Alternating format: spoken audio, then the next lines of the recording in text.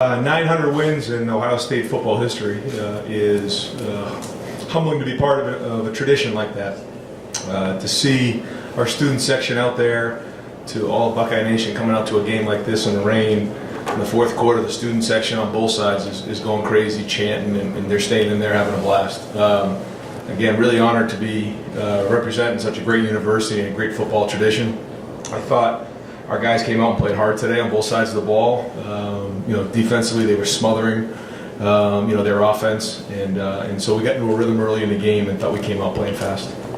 Over here to the right, Clay. Ryan, every week it's maybe a new home run hitter.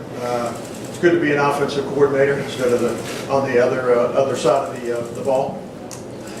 Yeah, I mean, the thing that we talk about all the time is that you just don't know what's going to happen. So, like, for instance, last week, Terry McLaurin has a big game, and then we turn around, and now Johnny Dixon hits 2 home runs. And, JK, hit for a couple plays, and we had a long pass that got called back. And so you just don't know who's going to get the action. But when you're team players and you don't care who gets the attention, that's when you can be a special group. Over here to the left, Doug. Ryan, given that with all the playmakers, you guys got Paris involved early, got him the ball in a running play. Just was that any idea? He had 4 touches last week, and you got him off to a quick start. Was that something you wanted to try to do?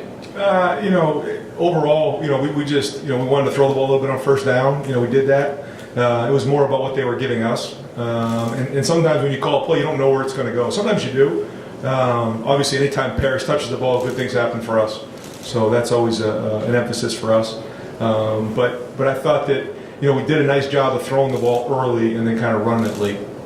Just Dwayne at this point, we talked about this week the way he gets the ball out quick and all that. You guys are going to a crazy environment, a big game next week. Yep. Just Dwayne handling everything, whether that's reading a defense in a play, whether it's just during the week.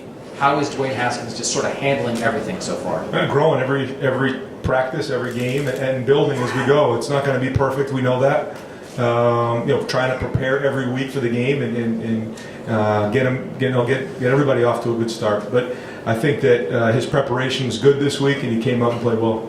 Front row right here, Tim. Yeah, Ryan, 2 quickies. Number one, what just stands out in your mind when I say Johnny Dixon? I mean, it seems like every other catch is a touchdown, etc. But and then following that up, were those just reads by Dwayne? If the post is there, hit it and then back down. I mean, just or were you targeting Johnny all the way on those? Johnny is really is a special young man.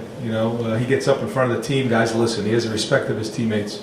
Very well thought out when he's around the team, and so much respect for everybody. In terms of his ability level, he's a big play guy. He's down the field and he can track the ball.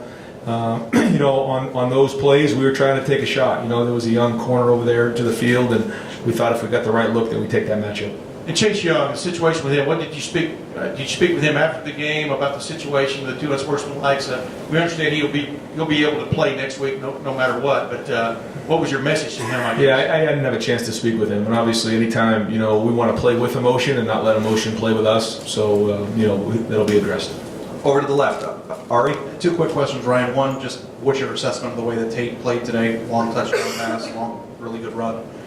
Just his development, just the way that in extended action he's played. Yeah, I thought you got a chance to see what Tate can do today, which was great. He was 10 for 10 throwing the ball and ran for I think 90-something yards. And so again, he could beat you with his feet and beat you with his arm, and that's what makes him a special player.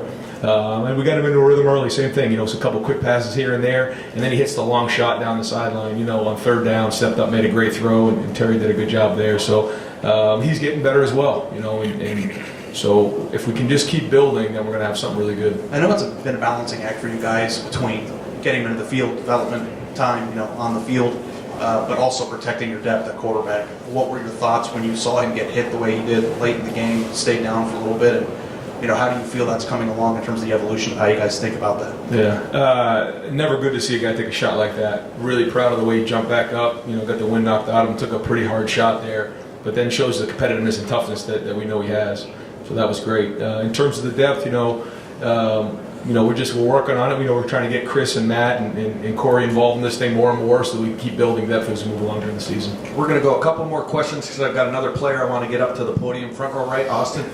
Ryan, I know Ohio State scored a lot of points for a lot of years, but it just feels like this is a different or more evolved or more explosive one than the last few years. Does it feel that way to you all when you're involved with this day-to-day, that offense has hit another year? Well, I think we have a great group of guys here. We have a lot of talent on offense, and I think that combined with the tempo has been great. You know, we did play fast at times today, but that not as fast as against Oregon State, and that was a little bit by design. I thought we got into some good plays based on what they were giving us, and we took some shots in the pass game and then hit them. And last question for Ryan over here to the left. Bill? Ryan, last week the defense gave up 31 points. I know they were not particularly happy with how they played. Would you assess their play? Did you sense a resolve this week with them? Yeah, I mean, obviously, you know, Greg and all the guys on defense have a high standard that they hold themselves to on defense, and you know they didn't like to put up that number like that. And so this week, you know, we called up Nick at the end of the at our you know, in our meeting right there at the end, when we brought the team up, and he addressed how this week, you know, it was a tough week of practice, and they got after the guys, and then you could see it during the game. I mean, they were in the backfield. They felt like every other play, really creating havoc, and I thought they played with an edge, you know, which is great moving forward.